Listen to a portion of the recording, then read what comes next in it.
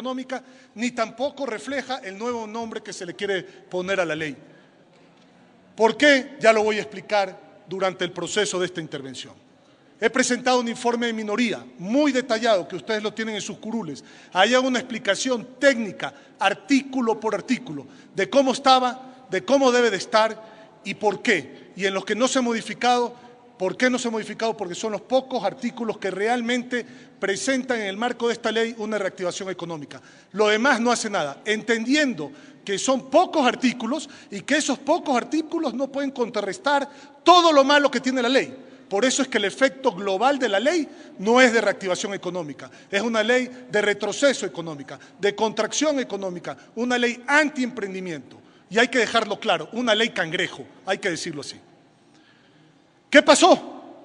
Se sentó un frente económico a decirle al presidente lo que tenía que decir, salió el presidente de la República a decirlo y resulta que llega aquí una ley que no refleja en nada lo expresado por el presidente de la República.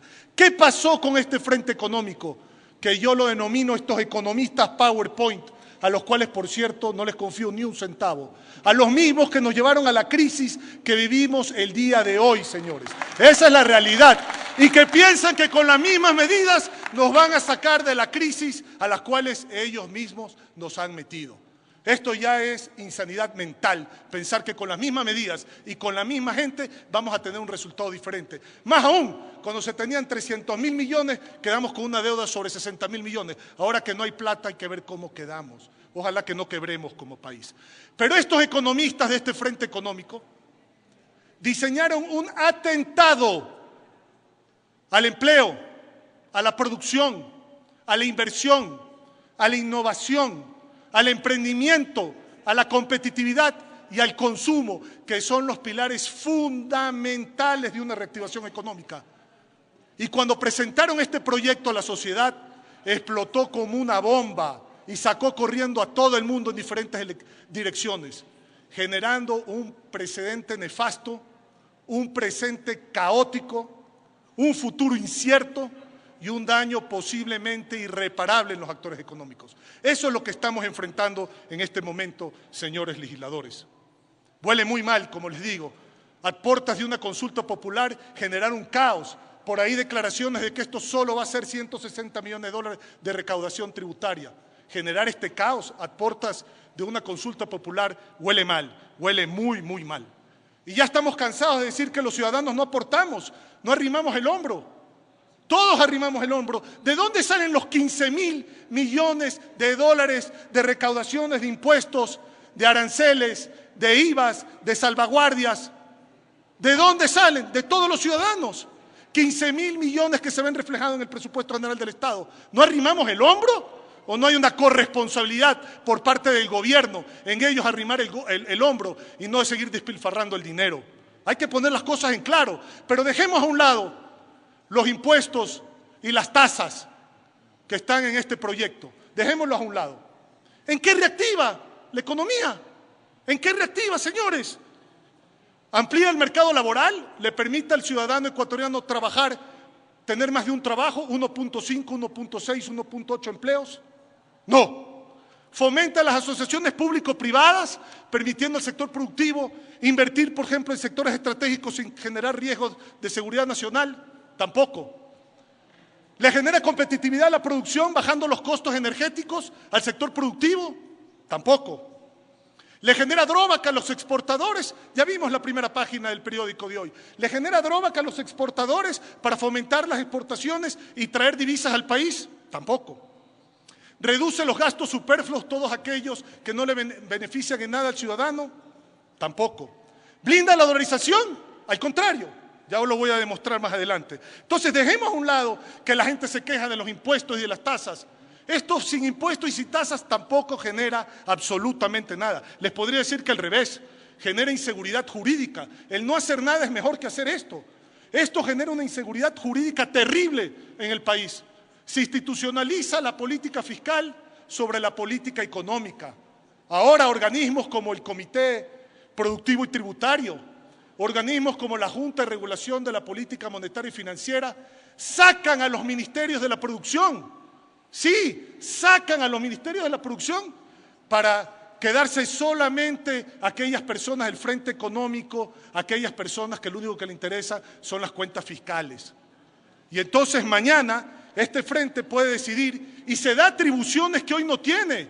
Mañana si el Ministerio de Comercio Exterior quiere firmar un acuerdo comercial, tiene que irle a pedir permiso a estos economistas que nos llevaron a la quiebra y que están sentadas en esa junta y en ese comité de política tributaria. Eso es gravísimo para este Congreso. Eso es un golpe de Estado jurídico al Parlamento ecuatoriano. Así hay que verlo. Ellos no tienen la capacidad de aprobar o desaprobar un acuerdo comercial y se atribuyen estas funciones a través de esta ley. ¿Qué pasa con la banca? Le piden a la banca ahora traer los dineros según este grupo de economistas cuando ellos consideren necesario por falta de liquidez en el sistema. La banca tiene el dinero afuera por dos motivos, señores, la banca privada. Primero, para llevar a cabo las operaciones de comercio exterior, que es lo que se necesita para poder exportar. Y segundo, que sirva de colchón en caso haya corridas bancarias. Ya las subieron hace 3 años atrás y sirvió ese dinero para eso. Esto no es poca cosa.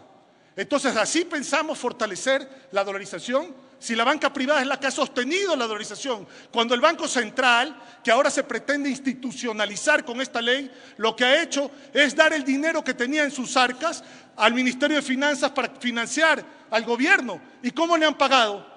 Con papeles de empresas públicas. Y ahora se pretende institucionalizar eso en la ley. Eso es fortalecer la dolarización. Por favor, un poquito más de seriedad en estos temas. Además, esta ley está plasmada de inconstitucionalidades. El 13º, que si se cobra sobre 3.000, sobre 3.500, sobre 4.000, atenta contra el Código del Trabajo. Es claro en el Código del Trabajo que no se puede cobrar impuesto a la renta sobre la 13ª remuneración. Además, vuelve a hacer los derechos regresivos, lo cual es inconstitucional. Tiene incompatibilidades la ley. Marca temas como, por ejemplo, que ya no se pueden, en los temas de desahucio y en los temas de haberes patronales, ya no se puede deducir. ¿Qué pasa con las deducciones anteriores en los temas patronales y en los temas de desahucio? Generarían renta en este momento. ¿Qué pasa con esas provisiones anteriores? Ok, ya vamos a manejar contabilidades que no estén dentro de las normas internacionales de finanzas, ahora por tratar de modificar esta ley. Es terrible, señores. La obligación es trabajar por mejorar la ley. La obligación es poner un informe de minorías como lo hicimos nosotros para explicar todos los puntos y darles a entender que esta ley no tiene ni pies ni cabeza. Lo económico hace la obra social y la obra social da el rédito político. Aquellos que están pensando en este momento en acomodar esta votación para no dar un revés político se equivocan. Eso es algo de corto plazo. El revés va a venir cuando sufra el bolsillo del ciudadano ecuatoriano y cuando no se le arregle la economía a los hogares del Ecuador. Basta ya de que el Estado quiera controlar todo. Hay que dar un giro a esto.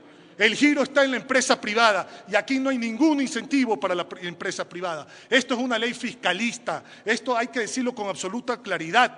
Y recuerden ustedes que el Estado se alimenta de la economía y no es al revés, no es que la economía se alimenta del Estado.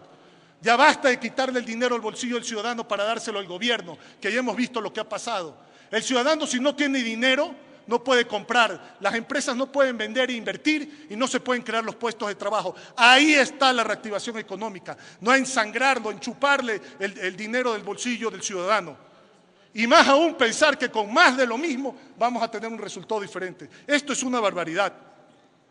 Por eso es que hago un llamado con absoluta responsabilidad. Trabajaremos en lo que cabe en mejorar la ley, entendiendo que si no se recogen todos los criterios, nunca vamos a apoyar una ley de esta naturaleza.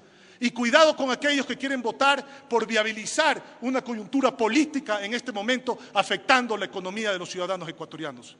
Quiero terminar, señor presidente y señores asambleístas, con una frase dada por Thomas Jefferson en su proclama de independencia del 4 de julio de 1776, que dice lo siguiente: el pueblo está obligado a respetar las decisiones de sus autoridades que vayan en su beneficio, pero deben despojarse de ellas cuando abusan y van en contra del bienestar ciudadano. Muchísimas gracias.